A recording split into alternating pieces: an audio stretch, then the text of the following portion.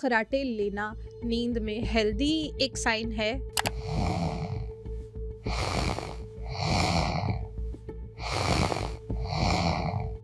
आपकी सांस की नाली होती है, इसमें अगर कोई ऑब्स्ट्रक्शन हो, बच्चों के अंदर जिनके एडेनॉइड्स होते हैं या गले होते हैं, वो लोग जो मोटे होते हैं उनका जो पीछे को ढलक जाता है। नींद में चलते हैं लोग। जो लोग नींद में चलते हैं ना, ये नॉर्मली लाइट स्लीप पे नहीं होते, ये डीप स्लीप में चलते हैं तो इनकी आंखें खुली होती हैं, इनका अंदर जो ब्रेन है वो सो रहा होता है, सबकॉन्शियसली जाग रहे होते हैं। स्लीप एपनिया के बारे में भी बता दे। बड़ी उम्र के लोगों में भी यूं करके वो उन्होंने हिचकी सी ली है, सांस नहीं आ रहा उनको। इसकी एक कॉज तो यही है कि आपका जो निज़ाम है हवा का यानी सांस का, वो उसमें ऑब्स्ट्रक्शन हो, और दूसरी आपकी ऑक्सीजन कम होने का। बाजू का जब भी बहुत ज़्यादा हो, जो ऑक्सीजन सेचुरेशन है वो बहुत कम हो जाती है। रात को सोते हुए उनको ऑक्सीजन सिलेंडर भी साथ रखना पड़ता है।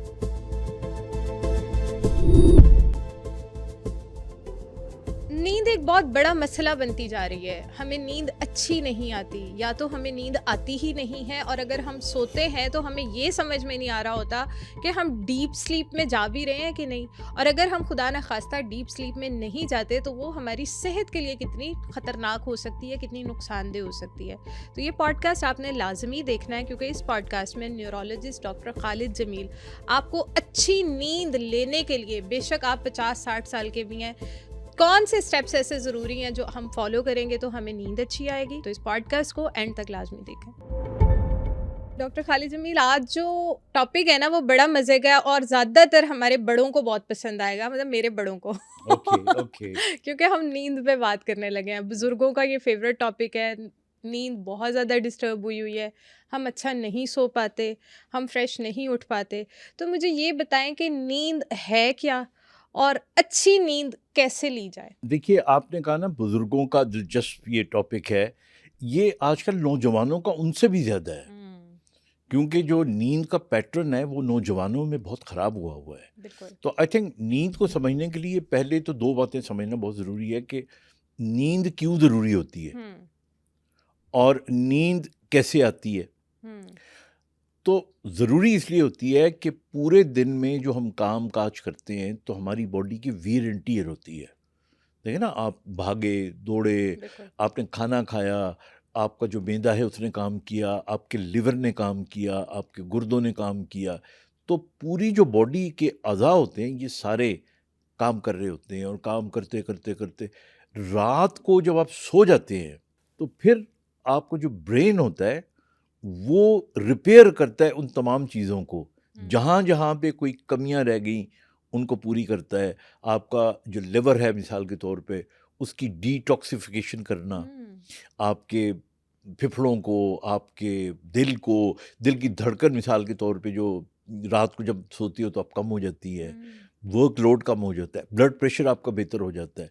तो ये सारा एहतमाम जो है अल्लाह ताला ने निज़ाम ऐसा बनाया कि आप काम करें, खूब काम करें, दिलजुमी से काम करें, लेकिन फिर आप अच्छी नींद सोएं।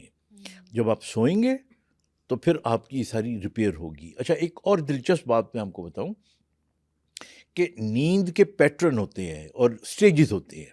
अच्छा। और उन स्टेजेस में हर स्टेज का एक अपना रोल है।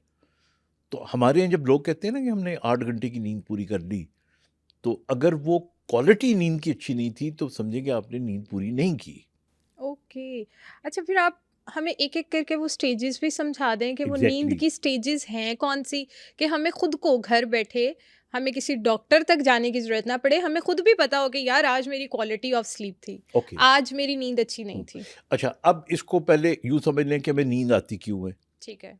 देखिए, दिन को आप काम करते हैं और दिन को जो रोशनी है वो हम देखते रहते हैं, रोशनी में हम काम करते हैं। और जब रोशनी में हम काम कर रहे होते हैं तो ब्रेन में एक केमिकल निकल रहा होता है, और हाइपोक्रेटिन कहते हैं उसे।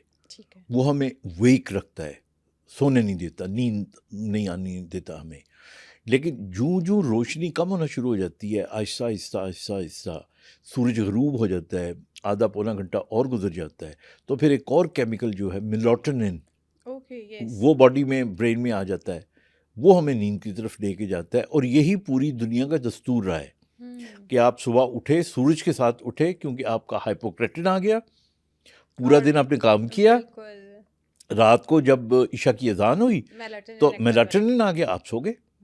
So this is a natural. अगर तो किसी शख्स की ज़िंदगी में ये साइकिल हो तो क्या ही बात है, लेकिन चूंकि हमारे यहाँ ये आजकल ये साइकिल चल नहीं रहा होता, तो हमारे यहाँ क्या हो रहा होता है कि हम आजकल आमतौर पे 12-1 बजे के करीब सोते हैं। कुछ जो बुज़ुर्ग हैं वो जल्दी सो जाते हैं, बुज़ुर्गों को वैसे नींद ही कम आती है तो उनको भी सोने में देर लग जाती है। तो जो नींद है हमारी, इसके फिर दो हम मेन इनको हम स्टेजेस में करते हैं। एक को हम कहते हैं नॉन रेम स्लीप, यानी non rapid eye movement sleep, ठीक है, और एक हम कहते हैं REM, rapid eye movement sleep. अब मैं आपको आसानी से समझाता हूँ।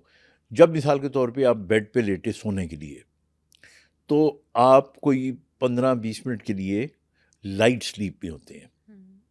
लाइट स्लीप में ये होता है कि आपका हार्ट रेट थोड़ा कम हो जाता है, बॉडी थोड़ी सी ढीली पड़ जाती है, थोड़ी सी आप शांत हो जाते हैं, और फिर इसी तरह करते करते करते you go into deep sleep. Deep sleep जो है उसके भी आगे स्टेजेस है, लेकिन हम डीप स्लीप का लफ्ज़ इस्तेमाल करते हैं। ये हमारी है non rapid eye movement. Non rapid eye movement, ठीक है ना, नॉन रैपिड आई, non RAM. So light sleep के बाद आप चले गए डीप स्लीप में। डीप स्लीप में आप तकरीबन 90 मिनट्स रहते हैं, और 90 मिनट्स के बाद फिर आप रेम स्लीप में चले जाते हैं, जिसको रैपिड आई मूवमेंट स्लीप कहते हैं। ओके, अब मैं दोनों का फ़र्क भी बताता हूँ। ठीक है।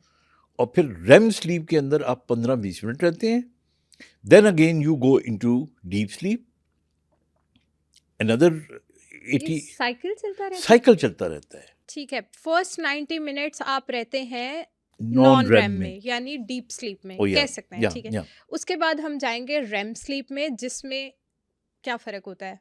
वो अभी बताती है, फिर उसके तो ये साइकिल पूरी रात में जो 8 घंटे की नींद है उसमें 3-4-5 दफ़ा चलता है, रिपीट होता है, ठीक है ना। अच्छा, अब इनकी सिग्निफिकेंस पे पहले आ जाते हैं। जो तो है ना हमारी डीप स्लीप, ये इसलिए बहुत ज़रूरी है कि इस डीप स्लीप के अंदर हमारी रिपेयर हो रही होती है। हमारा जो लिवर है उसकी डिटॉक्सिफिकेशन हो रही होती है, हमारा कहीं इन्फ्लेमेशन हुई है तो उस इन्फ्लेमेशन को बेहतर करने, हमारा जो इम्यून सिस्टम है वो स्लीप के अंदर बेहतर हो रहा होता है। फिर हमारे बहुत सारे हार्मोन्स ऐसे हैं, यानी आप सोचें कि जो हमारा स्ट्रेस हार्मोन है जिसे कॉर्टिसोल कहते हैं, ये इस स्लीप पे निकलता है। फिर इसी तरह हमारा ग्रोथ हार्मोन जो कि हमें यानी हमारा कद बढ़ाता है या हमारी बॉडी को स्ट्रॉन्ग करता है। अब आप इससे अंदाज़ा लगाएं कि अगर बच्चों के अंदर डीप स्लीप नहीं है तो हो सकता है मुमकिन तौर पे, मैं ये नहीं कह रहा कि कद छोटा रह जाएगा, वो जेनेटिकली और भी बहुत से फैक्टर्स होते हैं, एक फैक्टर ये भी हो सकता है, लेकिन बहुत सारी डेफिशिएंसीज हो आपकी सकती बॉडी है में ना, होंगी, ग्रोथ सही नहीं होगी ना, मसल्स उतने बिल्डअप नहीं होंगे, तो इसलिए ग्रोथ फिर हमारा जैसा कॉर्टिसोल मैंने कहा, ये इसके जहाँ पे फ़ायदे हैं वहाँ नुकसानात भी हैं, लेकिन फ़ायदे जहाँ ज़रूरत है वहाँ पे इसकी बहुत ज़रूरत है, तो ये सिक्रीट होता है। और इसी तरह फिर बहुत सारे और मतलब केमिकल नेम्स हैं जिनका लेने का फ़ायदा नहीं, but we should try to understand कि डीप स्लीप में बहुत सी चीज़ें हमारी बॉडी को रिपेयर कर रही होती हैं। बिल्कुल ठीक है। अब उसके बाद आप चले जाते हैं रेम स्लीप में। रेम स्लीप इसलिए हम कहते हैं रैपिड आई मूवमेंट की, अगर कभी गौर से किसी को देखें आप तो कुछ लोग सोते में यूं कर रहे होते हैं, एग्जैक्टली कुछ लोग आंखें खोल के सो रहे होते हैं। हाँ, लेकिन जो रैपिड आई मूवमेंट है ये वो हिस्सा है कि जिसमें हम ख्वाब देखते हैं।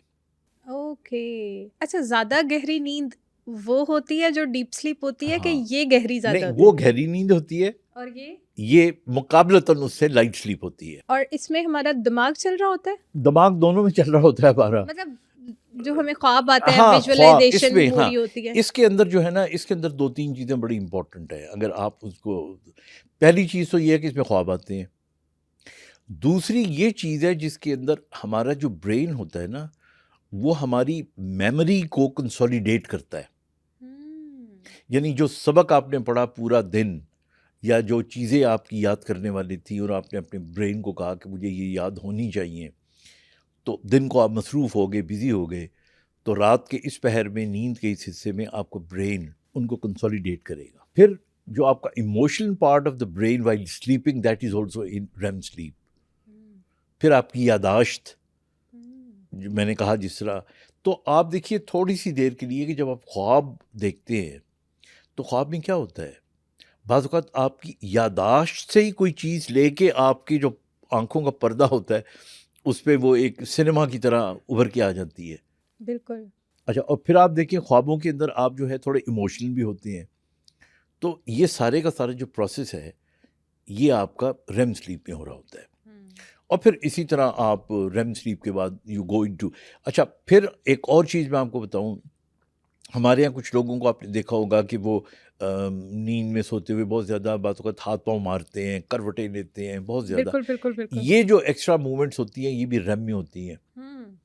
और तो इसलिए हम अलग से भी बात कर सकते हैं स्नोरिंग के ऊपर। वो जो हम खराटे लेते हैं ये रेम में भी होती है, नॉन रेम में भी होती है, लेकिन बुनियादी तौर पे जो फ़र्क है दोनों में वो यही है कि deep sleep is very important, and very important when I say it is very important for the repair of your body. बिल्कुल ठीक है। और REM sleep is very important for the repair of your emotions, your memory, उसके लिए बहुत ज़रूरी है। अच्छा डॉक्टर खालिद जमील, मुझे ये बताएं कि हम जब सो रहे होते हैं तो हमें खुद आइडिया हो रहा होता है कि हम अभी रेम में हैं या हम डीप स्लीप में हैं? नहीं, खुद नहीं ना हो सकता आइडिया। हमें आइडिया नहीं होता, बिल्कुल हमें आइडिया नहीं होता। हमें नींद से पहले का आइडिया होता है और उठने के बाद पता चलता है हमारी नींद अच्छी थी कि नहीं थी, क्वालिटी ऑफ स्लीप थी कि नहीं। अच्छा मुझे ये बताएं कि जैसे कुछ लोग 10 मिनट के लिए भी सोए उनको ख्वाब आते हैं, अब इनमें मैं हूँ कि मैं बेशक आधा घंटा सोऊं, मैं 15 मिनट सोऊं, मैं 5-6 घंटे सोऊं, मुझे ख्वाब आते हैं। हाँ, दरमियान में 1 महीना ऐसा होता है शायद पूरे साल में कि जिसमें मुझे ख्वाब नहीं आते, अदरवाइज मैं ख्वाबों में रहती हूँ, जब भी सोऊंगी ख्वाब ख्वाब ख्वाब। तो ये इतने ज़्यादा ख्वाब आने का मतलब ये है कि मेरी डीप स्लीप नहीं है? इन अ वे कह सकते हैं। देखिए ये सारी चीज़ें जब हम साइंटिफिकली बात करते हैं ना तो फिर हम स्लीप स्टडी करते हैं, यानी यूं कह देने से बात मिसअंडरस्टैंड भी हो सकती है, यानी आपके सवाल का मैं फ़ौरन जवाब दे दूं कि हाँ ऐसा है। सो आई थिंक अगर कोई इस किस्म का हो इशू कि बार बार ख्वाब आते हों, बहुत ज़्यादा ख्वाब आते हों, तो फिर हम बाकायदा एक स्लीप स्टडी होती है वो करते हैं। कराने के बाद हमें पता लगता है कि स्लीप का पैटर्न क्या है। लेकिन एक चीज़ तो मुसद्दिका है कि आपकी नींद अगर बहुत अच्छी है and you actually go into a deep sleep, तो फिर आपको ख्वाब रेम के अंदर ही आएंगे, तो रेम का पीरियड कम होता है। बिल्कुल। अच्छा, अच्छी नींद लेने के लिए कुछ लवाज़मात बहुत ज़रूरी हैं।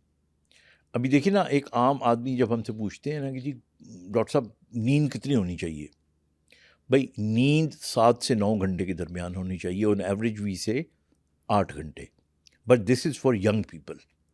जब आप बड़ी उम्र में चले जाते हैं तो आप 1 घंटा कम कर लें, 60 साल के बाद 1 घंटा कम कर लें, 70 साल में जाके 1 घंटा और कम कर लें, ज़रूरी नहीं है। लेकिन जाहिर है कि जब बड़ी उम्र होती है तो नींद की अच्छा, बच्चा जो छोटा होता है देखिए 18 घंटे तक सोता रहता है। A new born baby स्लीप्स for about 18 hours, और फिर आहिस्ता आहिस्ता उन 18 आवर्स में अगेन अगर आप सोचें फिलॉसफी ऑफ स्लीप, तो उसकी बहुत सारी जो आप समझिए बनावट हो रही होती है उसके ब्रेन की, वो स्लीप के अंदर हो रही होती है। तो इसलिए आम आदमी को अच्छी नींद लेने के लिए 2-3 उसूल अपनाने चाहिए। एक उसूल तो ये अपनाना चाहिए कि हमारे ब्रेन के अंदर एक बायोलॉजिकल क्लॉक है जिसके ऊपर 12 बजे, 1 बजे, 2 बजे करके पूरे 12 घंटे के खाने बने हुए हैं। सो आप ये फैसला कर लेंगे मैंने रात को 11 बजे सोना है, फिर आप हमेशा कोशिश करें कि आप 11 बजे ही सोएं। तो अगर आप ये आदत डाल लेंगे ना तो आपको ऑटोमेटिकली कोई दवाई खाने की ज़रूरत नहीं पड़ेगी, 11 बजे नींद आ जाएगी। अब हमारे यहाँ जो लोग सुन रहे हैं ये प्रोग्राम, वो जब ये करते हैं ना कि कभी 10 बजे सो गए, आज जी सहेलियाँ आ गई, दोस्त आ गए, आज 2 बजे सो गए, आज फलाना ड्रामा देखना था, 3 बजे तक फिल्म देखते रहे। So you don't actually develop a real biological clock. यानी हमें अपने दिमाग के अंदर जो बायोलॉजिकल क्लॉक है उसको फॉलो करना चाहिए अच्छी नींद के लिए। और वो सिर्फ अच्छी नींद के लिए नहीं, बल्कि जब आप सो जाएंगे तो सोने के कुछ घंटों के बाद आपके हार्मोन्स भी सिक्रीट होते हैं। तो अगर आप आपकी वो क्लॉक ही काम नहीं कर रही होती तो वो कंफ्यूज हो जाता है ब्रेन और आपकी बॉडी कि अच्छा भाई अब मैं ग्रोथ हार्मोन कब वो करूँ, रिलीज़ करूँ, फलाना मैं कब रिलीज़ करूँ। अच्छा डॉक्टर साहब, इससे मेरे माइंड में एक और चीज़ आई कि जब भी हम अक्सर डाइटिशियन के पास जाते हैं ना, कि हमें प्लान बना दे, कोई हमारी डाइट प्लान बना दे, हम पतले होना चाहते हैं, हम हेल्दी होना चाहते हैं, हम बेली फैट लूज़ करना चाहते हैं, तो सबसे पहले हमें पता है क्या कहती हैं, आप नींद कितनी लेते हैं, नींद का क्या आपका स्केजुअल है, नींद ठीक करने पड़ेगी। पिछले दिनों मैं एक लड़की से मिली तो वो कहती यार मैं पतली नहीं होती। मैंने कहा क्यों, मैं तो हो जाती हूँ। तो कहती है कि मेरा ना स्लीप साइकिल अच्छा नहीं है, तो जब तक मेरा स्लीप साइकिल अच्छा नहीं होगा मैं पतली नहीं हो सकती। तो वही बात आप कह रहे हैं कि जब तक हम अपना बायोलॉजिकल क्लॉक डेवलप नहीं करेंगे, ठीक नहीं करेंगे, तो हमारे हार्मोन्स, हमारा इंटरनल सिस्टम कुछ भी ठीक नहीं होगा। आप देखें ना, हमें मोटापे के लिए भी, पतला होने के लिए भी हमारे बहुत से हार्मोन का होना ज़रूरी होता है। तो इसलिए पहले नंबर पे बायोलॉजिकल क्लॉक ठीक करें। बिल्कुल ठीक है। नंबर 2, सोने के लिए आपको मेलाटोनिन चाहिए। मेलाटोनिन निकलता है अंधेरे में, अंधेरे को ख़राब करती है लाइट, और लाइट में सबसे जो बुरी लाइट है वो ब्लू लाइट है, मोबाइल लाइट, है कि नहीं? तो इसका मतलब है कि if you really interested and you are serious to sleep, तो आपको पिन ड्रॉप साइलेंस होना चाहिए, कमरे में अंधेरा होना चाहिए। अब आप देखें ना, हमारे पिंडों में, गाँव में हम लोग कभी छुट्टियों वुट्टियों में जाते रहे हैं, तो क्या होता था वहाँ पे कि जी एक वो चल रही होती बत्ती होती थी, लालटेन जिसे कहते हैं, और फिर उसको आहिस्ता आहिस्ता आहिस्ता कम करके कम कर देते थे, बिल्कुल कमरे में अंधेरा हुआ करता था। बिल्कुल। कोई रेडियो टेलीविज़न वगैरह कुछ नहीं होता था, बल्कि बाहर कुत्तों के भौंकने की आवाज़ें आ रही होती थी। मतलब यही होता था। और सुबह जब हम उठते थे तो चिड़ियों की चहचहाने की आवाज़ आ रही होती थी, हवा, और ज़्यादातर सहन में सोया जाता था। तो ये सारी चीज़ें जो थी ना, that was giving us a very natural और क्लोज टू नेचर एटमॉस्फेयर। तो आप अगर सोएं तो आपका कमरा जो है, अब लोग बहुत से, जब मैं कहता हूँ ना अपने पेशेंट्स को, तो वो कहते हैं कि डॉक्टर साहब असी इन्ने कमरे कितों ले आइए, हमारा तो एक ही कमरा है जिसमें 4 लोग सोते हैं, 3 लोग सोते हैं। वेल, मैं तो एक साइंटिफिक बात कर रहा हूँ। अच्छा, नंबर 2, आपका जो फ़ोन है, यानी ये आजकल तो एक अजीब सी चीज़ और पैदा हो गई ना। अब ये नहीं कि हम नहीं देखते, मैं भी सोने से पहले देख रहा होता हूँ, लेकिन मैं सोने से 1 घंटा पहले नहीं देखता, और बहुत कोई इंपॉर्टेंट चीज़ देखनी हो तो मैं देखता हूँ। तो ये गैजेट्स, अब आप सोए हुए हैं, आपकी बेल बज गई, आप उठ गए, आपका स्लीप साइकिल ब्रेक हुआ, नींद नहीं आई। अक्सर लोग ये कहते हैं कि जी डॉक्टर साहब फलाने का फ़ोन आया, अच्छा खासा मैं सो रहा था, उठा, फिर मैं सुबह तक जागते ही रहा। अच्छा डॉक्टर साहब, ये वाकई बहुत मसला है। दरमियान में एक दफ़ा आँख खुल जाए ना, वो किसी भी वजह से मैसेज आ जाए, कोई कॉल आ जाए, उसके बाद आप 4 घंटे कोशिश करते रहते हो, सो नहीं पाते। तो उसकी वजह ये है ना कि because you see you get into a wrong, वो जो साइकिल होता है स्लीप का, उसमें हम चले जाते हैं। इसमें भी हम आगे बात करते हैं। तो इसलिए तो नींद के प्री रिक्विजिट के अंदर एक ये चीज़ हो गई। अच्छा, जिन लोगों को बहुत ज़्यादा आदत है रात को सोने से पहले कोई मतलब म्यूज़िक सुनने की या देखने की या कोई ये फ़ोन देखने की, तो मैं फिर उनको कहता हूँ कि आप सुन लें, देखें मत। मतलब लाइट मत देखें, हाँ, कानों में कुछ हाँ, चला आप मसलन, मैं आपको अपनी मिसाल देता हूँ कि मुझे 2 चीज़ें पसंद हैं सोने से पहले। मैं कोई ना कोई हिस्टोरिकल, मतलब आई लव हिस्ट्री, तो जब मैं I love history and I go back to history. तो मैं अगर खालिद बिन वलीद, हज़रत खालिद बिन वलीद के पीरियड को मैं सुन रहा होता हूँ, मैं पढ़ तो नहीं रहा होता, सो आई रियली एन्जॉय दैट। या मुझे सोने से पहले 3 या 4 मिनट के लिए मुझे ट्रेन की जो आवाज़ होती है ना, पटरी पे चलने वाली, और सीटी, वो बहुत अच्छी लगती है। That makes me go to sleep. तो वो मैं कभी कभार सुन लेता हूँ। या बारिश के कतरों की, अगर आपका छत टीन का हो, वो जो टक टक टक करके गिर रही होती है, तो मुख्तलिफ लोगों का अपना अपना कोई भी ऐसा स्मूथिंग साउंड हाँ जिससे हाँ आपके हाँ ब्रेन हाँ, को अच्छा लेकिन लगे। आप देखें मत, आप सिर्फ सुने उसको। तो एक ये हो गया। तीसरा प्री रिक्विजिट ये है कि देखिए, दिन में अगर आप सोते रहेंगे तो फिर रात को कैसे सोएंगे? तो दिन को एक्सर्शन करें। गर्मियों में या सर्दियों में नैप अगर आधे घंटे की आप कर लेते हो तो एक अलग बात है। वो भी आजकल के बिजी दौर के अंदर लोगों के पास इतना वक्त नहीं होता कि वो सो सकें। तो आप दिन में एक्सर्शन करें, कोई एक्सरसाइज करें। और चौथी और लास्ट चीज़ ये होती है कि आज की जो बातें हुई हैं उनको साथ लेके दिमाग में बिठा के ना सोएं, वरना आपको नींद नहीं आएगी. Whatever has happened. Tomorrow is going to be a new day. जो कल का सूरज निकलेगा वो एक नई उम्मीद या दुख या सुख लेकर आएगा. तो जब वो आएगा सूरज या दिन चढ़ेगा तो तब सोचिएगा आप उनके बारे में. बिल्कुल. तो don't care. I know it is very difficult to do it and it's very easy to say. कहना तो बहुत आसान है. जो लोग अपने दुखों को साथ लेके चल रहे होते हैं, अपनी परेशानियों को, उनके लिए बड़ा मुश्किल हो जाता है. I know. लेकिन देखिए ना, जिंदा तो रहना है ना. और मैं हमेशा कहता हूँ, बल्कि कई दफ़ा लोग मेरे वो जो क्लिप्स पे तनकीद भी करते हैं कि मैं कहता हूँ अगर आपने ज़िंदगी में कामयाब होना है तो मोटे दिमाग के लोग कामयाब होते हैं. You see, if you go in the nitty gritty, ये मैं ख़ास तौर पे बच्चियों को ख़ास तौर पे कह रहा हूँ, बेटियों को अपनी कह रहा हूँ मैं, कि आप कोई पोस्ट लगाती हैं और पोस्ट लगाने के बाद आप ही की सहेली कोई ऐसा एडवर्स रिमार्क दे देती है, आपको पूरी रात नींद नहीं आती कि अच्छा इसने ये क्यों लिखा, मेरे कपड़ों की क्यों बेइज्जती कर दी, या मेरा कोई ऐसी बात कर दी. So don't give importance to people, you know.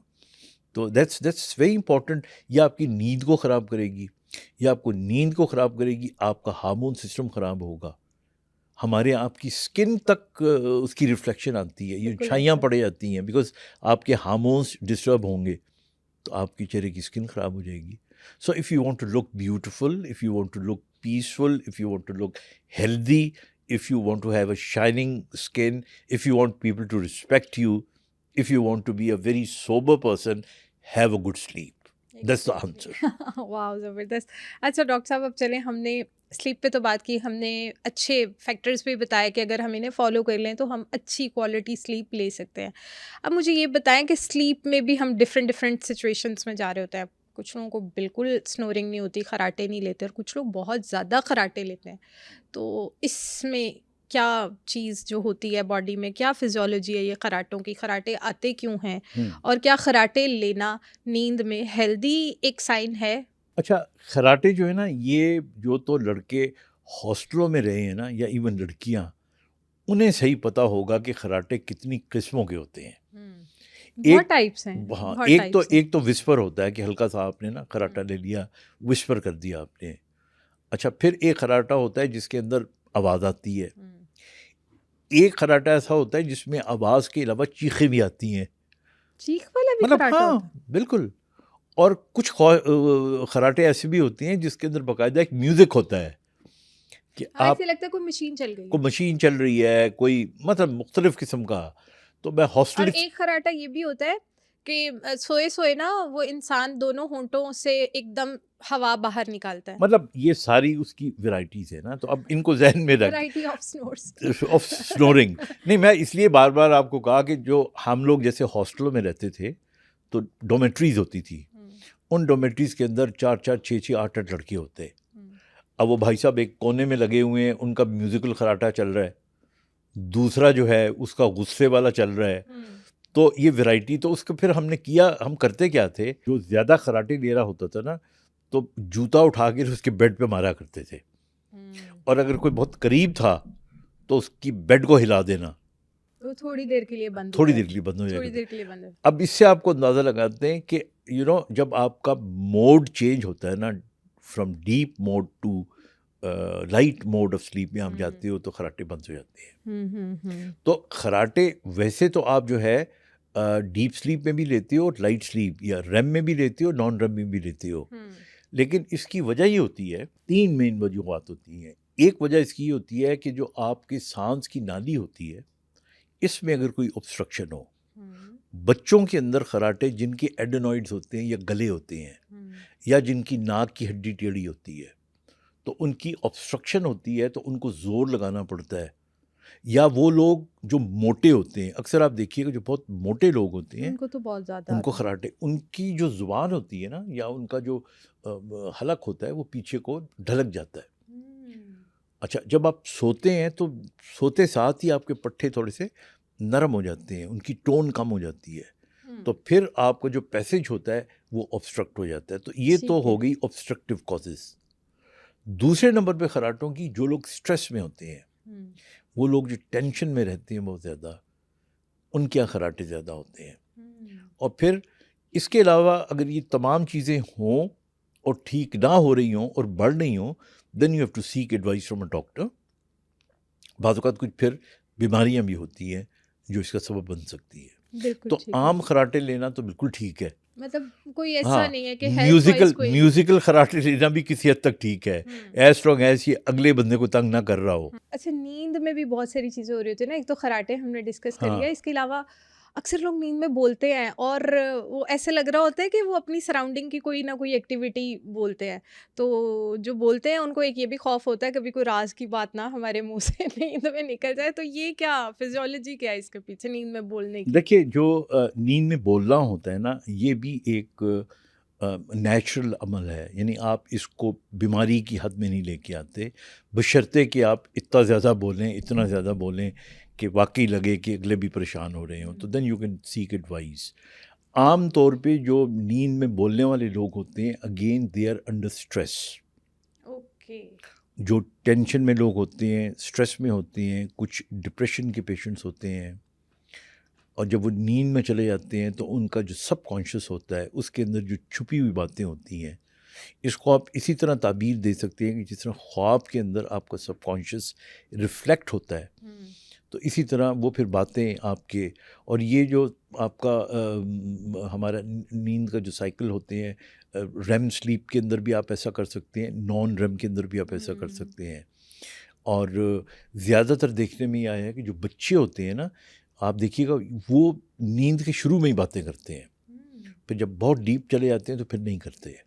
तो इसी तरह किसी वक्त भी हो सकता है, लेकिन कॉज इसकी जो होती है वो यही होती है कि you have some kind of a tension और अ डिप्रेशन, या आप ये भी कह सकते हो कि आपकी जो मेमोरी होती है उस वक्त, या जो आपके सबकॉन्शियस में चीज़ें हो रही होती हैं, आप गो के सोए हुए होते हो तो वो निकलना चाह रही होती हैं। अच्छा, मैंने यहाँ तक लोगों को देखा है, पता नहीं आपका कोई ऑब्जर्वेशन हो या ना हो, कई लोग सोते में बात करते हैं, आप उनको जवाब दो या सवाल करो, सिर्फ जवाब भी देते हैं। जवाब भी दे देते हैं, बिल्कुल देते हैं। मेरे भाई अक्सर वो नींद में बोलते थे, तो अगर हमने पास होना तो हमने कोई ना कोई रिस्पॉन्ड करना, तो उन्होंने आगे से फिर रिस्पॉन्ड कर जवाब भी दे देना, जवाब भी दे देते थे। तो ऐसा होता है, बिल्कुल होता है। जिस तरह ये होता है, इसी तरह अभी आप पूछ रहे थे इससे प्रोग्राम से पहले, चलने की आदत है लोगों को, नींद में चलते हैं लोग, और बहुत ज्यादा, इवन डर लगा रहता है घर वालों को कि कहीं गेट से बाहर ना निकल जाएं। और बहुत से हादसात इसी वजह से होते हैं। अच्छा, जो लोग नींद में चलते हैं ना, ये नॉर्मली लाइट स्लीप में नहीं होते, ये डीप स्लीप में चलते हैं। और जब ये चलते हैं तो इनकी आंखें खुली होती हैं, आंखें खोल कर डीप स्लीप। ये इनका अंदर जो ब्रेन है, जो कॉन्शियस है, वो सो रहा होता है, सबकॉन्शियसली जाग रहे होते हैं। देखिए ना, हम अब थोड़ी देर के लिए सोचें कि हम जब सो रहे होते हैं, वैसे ही चलने की बात नहीं हम कर रहे, हमारा जिगर तो काम कर रहा होता है ना, हार्ट भी काम कर रहा होता है, तो सारी चीज़ें काम कर रही होती हैं, सिर्फ आंखें ही बंद होती हैं ना, तो और होश में नहीं होते, हम देख नहीं पा रहे होते, हमें पता नहीं चल रहा कि क्या हो रहा है। लेकिन जो लोग डीप स्लीप में चलते हैं तो उनकी आंखें खुली होती हैं, उनको रास्ता नज़र आ रहा होता है, उन्हें ये भी पता होता है कि आगे कोई ऑब्स्ट्रक्शन आ रही है, थोड़ा बहुत उनको आइडिया होता है। यानी मैं आपको मिसालें देता हूँ।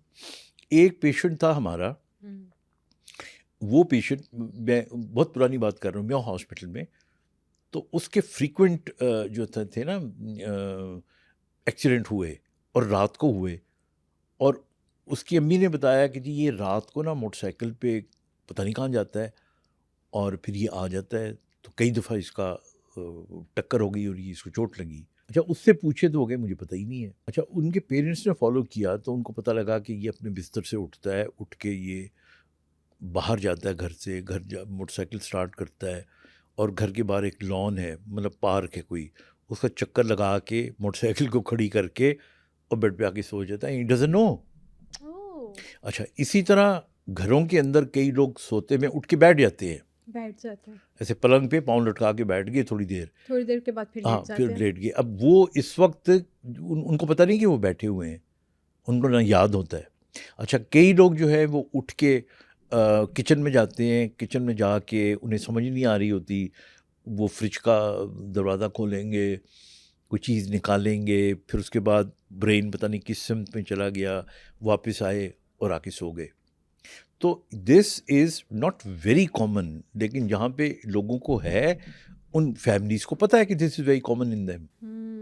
और लेकिन ये किसी हद तक तो खतरनाक हो सकता है। बहुत खतरनाक इसलिए हो सकता है कि मिसाल के तौर पे आप घर से बाहर निकले और आगे सीढ़ियाँ आ गई, आप उस वक्त आपके घर वालों ने देखा है आपको आंखें खोलते हुए आप चल रहे हैं, उन्हें पता है आप जागते हुए जा रहे हैं, लेकिन आप तो जाग ही नहीं रहे। हाँ, लेकिन ऐसे मुझे याद है कराची की बात है, कराची में मैं बहुत डिटेल बताए बगैर, एक खातून थी तो वो रात को कोई तकरीबन 1:30-2 बजे के करीब बाकायदा बुर्का पहनती, बुर्का पहन के वो निकलती, मोहल्ले का एक चक्कर लगाती और वापस आ जाती। अब वो 1-2 दफ़ा उनके मियाँ ने देखा उनको वापस आते हुए, तो वो किसी अजीब किस्म के शक में मुब्तला हो गए।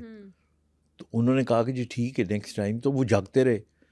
तो उन्होंने देखा कि फिर वो इसी तरह उठी है, बुर्का पहना है और चक्कर लगा के वापस आ गई। She did obviously, she was in the, तो वो उनसे पूछते रहे बाद में कि जब वो उठी, अच्छा ये जब चल रहे होते हैं और उस वक्त अगर आप इनको एकदम जगा दो तो ये बिल्कुल डिस्टर्ब हो जाते हैं, they can even fall down, क्योंकि उन्हें तो पता ही नहीं होता ना, वो तो नींद में होते हैं ना, और नींद से वो एकदम आप जब जगा दें, ये इसी तरह हड़बड़ा जाते हैं वो लोग।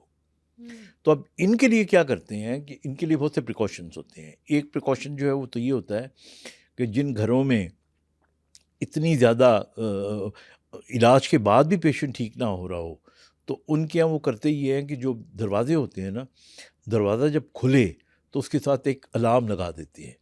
ओके। जब दरवाज़ा वो खोल के बाहर निकलेगा तो इतने ज़ोर से अलार्म बजेगा कि उठ जाएंगे, कि सभी उठ जाएंगे और वो खुद भी उठ जाएगा, यानी एक किस्म का उठ जाएगा, हालांकि वो चल रहा होता है। अच्छा, इसी तरह बहुत से लोग होते हैं जो फिर इन लोगों की जो मेडिकेशंस होती हैं उनका बहुत ख्याल रखते हैं, क्योंकि दवाइयों से भी जब आप डॉक्टर से लेते हैं तो फ़र्क पड़ता है। फिर इसी तरह दे आर वेरी पर्टिकुलर कि शार्प ऑब्जेक्ट्स इनको दूर रखें, यानी इनके टेबल के ऊपर छुरी नहीं होनी चाहिए, कोई इस किस्म की शार्प चीज़ नहीं होनी चाहिए, क्योंकि कोई पता नहीं कि ये उठें तो सब कॉन्शियसली ये किसी चीज़ को पकड़ें और काट दें। तो ये प्रॉब्लम्स इन लोगों के साथ रहते हैं। बिल्कुल ठीक है, यानी नींद में चलने के लिए हम ये सारी चीज़ें करें। अगर आपके बच्चों में से कोई नींद में चलता है, आपके घर में कोई भी नींद में चलता है, तो हमें ये एहतियाती तदाबीर को फॉलो कर लेना चाहिए ताकि उस बच्चे का कोई नुकसान ना हो जाए या उसकी वजह से किसी का नुकसान ना हो जाए। इसी के साथ साथ स्लीप एपनिया के बारे में भी बता दें कि ये स्लीप एपनिया क्या होता है। हाँ, देखिए स्लीप एपनिया जो है ना, ये एक किस्म का स्लीप में सांस का रुक जाने को स्लीप एपनिया कहते हैं। यानी आप सोए हुए हैं और सोने के बाद अक्सर आपने देखा होगा बड़ी उम्र के लोगों में भी कि बाज़ को जिस तरह यूँ करके वो उन्होंने हिचकी सी ली है और सांस नहीं आ रहा उनको, या सांस फूलने लगा, या फिर बहुत ज़ोर से सांस लेना शुरू कर दिया, ज़ोर लगा के सांस लेना शुरू कर दिया। तो स्लीप एपनिया जो होता है बेसिकली ये, जब इसकी एक कॉज तो यही है कि आपका जो निज़ाम है हवा का यानी सांस का, वो उसमें ऑब्स्ट्रक्शन हो, और दूसरी इसके अंदर इशू आ सकता है आपकी ऑक्सीजन कम होने का। तो जिन लोगों के अंदर कार्बन डाइऑक्साइड बहुत ज़्यादा हो जाती है, ऑक्सीजन कम हो जाती है, so they actually may suffer from sleep apnea. और बाज़ों का जब ये बहुत ज़्यादा हो तो जो ऑक्सीजन सैचुरेशन है वो बहुत कम हो जाती है, और फिर उनको हमें ऑक्सीजन थेरेपी, कई आपने पेशेंट सुना होगा कि रात को सोते हुए उनको ऑक्सीजन सिलेंडर भी साथ रखना पड़ता है। बिल्कुल ऐसा है। तो ये स्लीप एपनिया के, और अगर ट्रीटेबल कॉज हो तो उसको ठीक करना चाहिए, because this could be very dangerous also. तो इसके पीछे कॉज क्या होती है? स्ट्रेस हो सकता है, ऑब्स्ट्रक्शन हो सकती है, कार्डिक प्रॉब्लम हो सकती है, हार्ट की प्रॉब्लम हो सकते हैं। यानी हमें अपना सारे टेस्ट पूरे करवाने चाहिए ताकि आपको पता चले। हाँ, sleep apnea should not be taken unseriously, it could have serious consequences as well. बिल्कुल ठीक है। इसका मतलब है कि आपका जो पूरा ब्लड है वो पूरा ऑक्सीजनेशन नहीं दे रहा ब्रेन को, हो सकता है हार्ट पंप सही नहीं कर रहा, हो सकता है आपके लंग सही काम नहीं कर रहे, हो सकता है आपकी जो, so there could be many causes. Doctor साहब, स्लीप पैरालिसिस भी हो जाता है, आपको सोते सोते अक्सर ऐसा फील होता है, आप कोशिश कर रहे हो बोलने की, आप बोल नहीं पा रहे, आपको लगता है कि आप मुंह खोल रहे हो लेकिन आवाज़ नहीं आ रही, आप कोशिश कर रहे हो कि मैं अपना हाथ मूव करूं, आप हाथ नहीं मूव कर पा रहे, तो ये कौन सा फेज़ होता है? आई थिंक बिल्कुल आपने सही कहा एंड एग्जैक्टली। अच्छा, कुछ लोग आके ना इसको फिर कोरिलेट करते हैं कि जी रात को मुझ पे जिन आ गया, हाँ या एग्जैक्टली। मुझे लगा कि मेरे सीने पे एक कोई भार चुड़ैल या फील कोई होता है। भारी हाँ। चीज़ किसी ने पत्थर रख दिया, और मैं जाग रहा था, मैं आंखें खोल रहा था, मैं बोल नहीं सकता था। नहीं मैंने बोला कोशिश जाता। की हिलने की, करवट लेने की, तो मैं हिल नहीं सका। नहीं सकता। लेकिन मुझे इतना पता था कि मैं देख रहा था, तो नज़र आ रहा नज़र होता है आ रहा सब होता है। कुछ, हाँ, लेकिन आप चाहते हुए भी आप कोशिश करते हो, एग्जैक्टली। आप ज़ोर लगाते हो कि मैं हाँ, अपना हाथ मूव कर हाँ, लूँ, मैं हाँ, बाजू हाँ, मूव कर हाँ, लूँ, मैं अपनी टाँग सीधी कर लूँ, आप एग्जैक्टली। कुछ नहीं कर पाते। ये जो स्लीप पैरालिसिस होता है, ये प्राइमरीली आप ये समझ लें कि जो आप रेम स्लीप से निकल रहे होते हो ना, आप जब आप रेम स्लीप से निकल रहे होते हो, तो उस वक्त आपका जो ब्रेन होता है, वो जो बॉडी मूवमेंट्स होती हैं हमारी, मसल टोन इतनी कम हो जाती है कि वो उनको मूवमेंट नहीं दे सकता। लेकिन सिर्फ वो हिस्सा जिसने आपको वो कॉन्शियसनेस दी है कि आपको कुछ नज़र आ रहा है या आप महसूस कर रहे हो, वो हिस्सा काम कर रहा होता है, बट एक डिले हो जाता है बॉडी मूवमेंट के साथ। वरना होता तो ये ना कि जब आप सो के उठते हो तो आपने आंखें खोली, आप उठे, बॉडी भी हिल गई, बॉडी भी हिल गई, तो लेकिन इसके अंदर वो डिले आ जाता है। ओके, यानी जब हम रैम से डीप में जा रहे होते हैं, नहीं, ये जब रेम से हम बाकायदा उठ रहे होते उठ हैं, रहे होते हैं, वेकअप कॉल वेकअप होती कॉल है, जो होती है, तो हाँ, उस पे जाके डिले हो हाँ, जाता है हाँ, थोड़ा। वो डिले होता है, और सबके नहीं होता ये भी, अगेन। ये होता बहुत कम है, लाइक हाँ, 5-6 मंथ्स में शायद एक आधी ओ बार यस, होता है, यस। लेकिन लेकिन एक आध दफ़ा मेरे ख्याल है सब लोग ही कोई ना कोई एक्सपीरियंस कर चुके होता होते है, हैं। सबके हाँ, साथ होता आई है मीन इट इज़ लाइफ में। Happened with me as well, I know. Hmm. और मुझे मुझे जब ये हुआ तो हम लोग ट्रैकिंग करके, मेरा एक्सीडेंट नहीं हुआ था, तो मैं बालाकोट से लेके तो नारायण तक मैंने ट्रैक किया।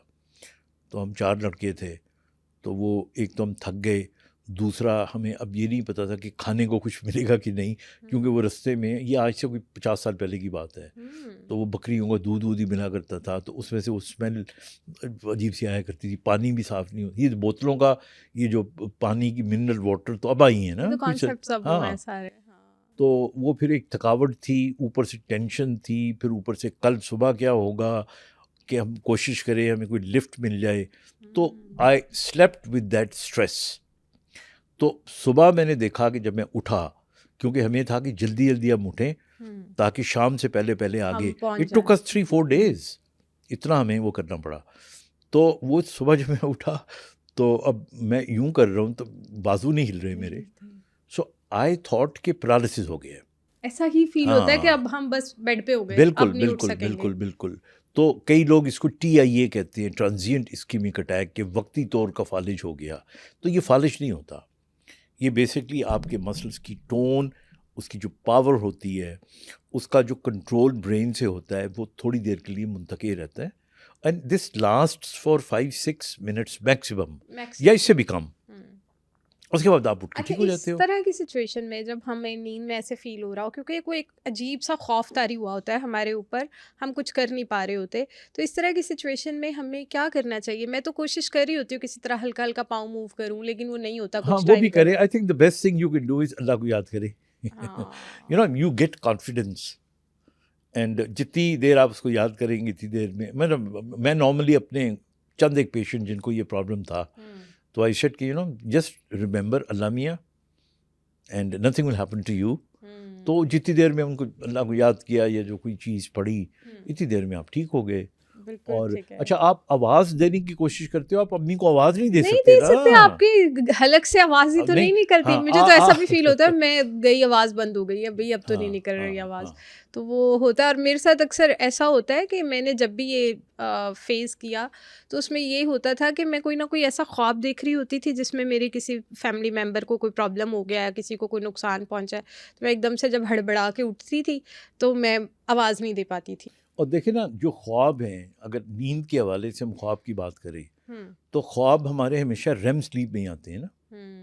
हमारे नॉन रेम में भी शायद आ सकते हों, लेकिन ज़्यादातर रेम स्लीप में आते हैं, और ये वही स्लीप का हिस्सा है। और ख्वाब भी अगर तो आपको ख्वाब आया, तो एक तरीके से ये भी कहा जाता है कि उस ख्वाब में अगर आप उठ गए तो आपको वो याद रह जाते हैं, वरना देखें ना रेम का जो पीरियड है वो तो 3 4 5 दफ़ा आपकी नींद में आता है रात को, तो सारे ख्वाब आपको याद नहीं रहते, लेकिन वो ख्वाब जिन पे आप उठ जाते हो वो थोड़े बहुत उनका ताल्लुक बनता है। बिल्कुल ऐसा है। और ख्वाब में भी बेसिकली क्या होता है, ख्वाबों के अंदर भी आपका जो सबकॉन्शियस होता है उसके अंदर, यानी सिगमंड फ्रॉइड के कहने के मुताबिक उसके अंदर जो आपकी ख्वाहिशें पूरी नहीं हुई वो फिर आपका जो बॉडी आपकी मदद करने के लिए ना कि भाई लो आम दुनिया में तो नहीं, हाँ थोड़ी देर के लिए खुश हो जाओ, थोड़ी देर के लिए खुश हो हाँ जाओ। अच्छा वो वाइस वर्सा ऑल्सो, बाज़ तकलीफ़ें भी आपको नजर आना शुरू हो जाती हैं, तो दैट्स हाउ यू नो। बिल्कुल। फिर ख्वाब बताते खुद एक बहुत बड़ा सब्जेक्ट है, आपके इंट्यूशनल ख्वाब होते हैं, यानी ख्वाब में आप बाज़ औक़ात यू नो आप ये तो अगर हम क्वांटम मेडिसिन के हवाले से बात करें ना तो फिर आप टाइम ट्रेवल में भी जा सकते हैं। लोगों को जो अल्लाह के बहुत प्यारे बंदे होते हैं आप देखें या रूहानी तौर पे मजबूत होते हैं, उनको इंट्यूशंस आ जाती हैं कि आगे क्या होने वाला है, ये ख्वाबों में आ जाता है, इन्वेंशंस हो जाती हैं। ऐसा ही है, तो ऐसा ही है। बहुत सी चीज़ें मैं हमेशा कई दफ़ा, शायद एक दफ़ा आपके प्रोग्राम में मिसाल दी थी, जैसे लोग जो इंसुलिन लगाते हैं, तो जब डायबिटीज़ के इलाज में इंसुलिन नहीं आई थी तो बहुत बड़े मसले थे लोगों के लिए, और इंसुलिन का जो मौजद है उसने इंसुलिन ख्वाब में देखी थी कि किस तरह बनानी है। और इसी तरह जो सर फ्लेमिंग्स हैं जिन्होंने पेंसिलिन ईजाद की थी, आई थिंक अगर आप पिछली सदी का सबसे बड़ा कोई मेडिकल कारनामा देखें ना तो उनके अंदर पेंसिलिन का वजूद है, तो वो भी उन्होंने ख्वाब में, उन्हें समझ में नहीं आ रहा था कि मैं कैसे बनाऊं, और वो सोचते सोचते सोचते ही टुक अ नैप, सो गए वो ख्वाब में उनको 4-5 इशारे मिले, बिल्कुल और सही उनसे है। फिर वो मॉलिक्यूल बनाया उन्होंने, बेंजाइन रिंग बनाया, और उससे फिर पेंसिलिन बनी। अच्छा डॉक्टर साहब, इंसोम्निया बहुत सारे लोगों का मसला है, रात पूरी नहीं सो पाते, इधर जाग के बैठते हैं उधर बैठते हैं, तो ये इंसोम्निया बीमारी क्यों हो जाती है? सबसे पहले सवाल तो ये। नींद का ना आना, इसको मेडिकली इंसोम्निया कहते हैं। अगर तो इंसोम्निया आपको 3-4 दिन तक होता है, नींद नहीं आती, फिर तो कोई परेशानी की बात नहीं है, इसका मतलब है कि there is something underlying cause like stress और परेशानी। लेकिन क्रॉनिक इंसोम्निया हो जाए, आपको 2-3 हफ्ते से नींद नहीं आ रही, then you need to find out the cause, फिर आपको अपने डॉक्टर से ज़रूर रुजू करना चाहिए। लेकिन जिस इंसोम्निया की आप बात कर रहे हैं उसको नींद का ना आना यही कहते हैं ना, बिल्कुल। तो उसकी कुछ तो बातें हमने ऑलरेडी कर ली हैं कि आपका साइकिल ठीक होना चाहिए, आपको एग्जर्शन करनी चाहिए, लाइट्स का तो ख्याल करना चाहिए, लेकिन इन सबसे बढ़ के जो बड़ी चीज़ है वो होती है वरीज़। जब आप सोते हैं तो सोते हुए अपनी वरीज़ को साथ लेके चलते हैं ना। हमारे यहाँ कहा जाता है, अगर अदबी एतबार से देखा जाए या रोमानवी अंदाज से देखा जाए, तो जो आशिक होते हैं या जो आशिक मिजाज लोग होते हैं या जो इश्क में नाकाम हो जाते हैं तो उनकी नींदें उड़ जाती हैं, ऐसे ही है ना? बिल्कुल ऐसा। अब अगर ऐसा ही है तो इसका मतलब है कि कोई वरीज़ इतनी शिद्दत के साथ होती हैं, they don't let you sleep, वो आपके मेलाटोनिन को बनने ही नहीं देती, वो इतना क्योटिक आपके ब्रेन को कर देती हैं। तो इसमें हमें सबसे पहले अपने स्ट्रेस को ख़त्म करना है, शांत करना चाहिए, हमें अपने दिमाग को सुलाना है, दिमाग थोड़ा रिलैक्स होगा, रिलैक्सिंग फेज में जाएगा, तो फिर हमारा मेलाटोनिन क्रिएट होना शुरू होगा। हो सकता है इसमें कुछ टाइम लग जाए। मेलाटोनिन तो बेसिकली अंधेरे से होता है, वो तो अंधेरे से होता है, लेकिन नींद लाने के लिए ब्रेन को शांत करने के जो 2-3 तरीके हैं, उनके अंदर एक तरीका तो ये है कि आप योगा किया करें, मेडिटेशन करें आप, ठीक है ना? अच्छा, दूसरा, अब मेडिटेशन तो योगा तो एक आम हमने बात कर दी, लेकिन मैं समझता हूँ कि बीइंग मुस्लिम यू नो, अगर रात की नमाज आप बहुत उसके साथ पढ़ें, बिल्कुल अल्लाह ताला को, यानी ये सोचते हुए कि जी, क्योंकि हमारी नमाज़ों में तो हम नमाज़ पढ़ रहे होते हैं और सोच रहे होते हैं कि कल क्या क्या काम करने हैं हमने। सो if you really concentrate and meditate during your prayers, तो इससे तो खूबसूरत कोई मेडिटेशन हो ही नहीं सकती।